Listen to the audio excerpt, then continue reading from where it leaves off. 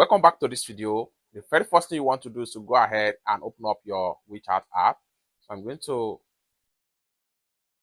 click on here to open my WeChat app.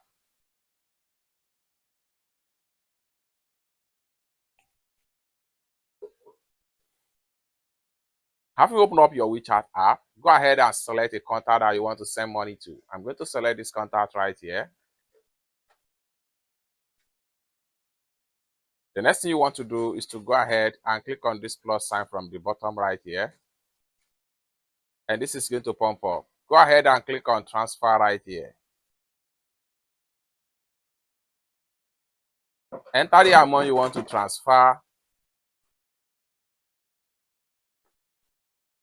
Go ahead and click on transfer.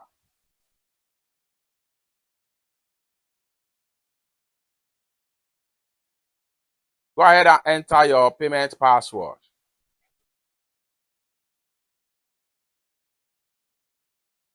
And the transfer will be successful. It's that simple. You have transferred to this. Simply click on done. You can see payment sent. For more tutorial tips and tricks on how to use WeChat app, consider to subscribe.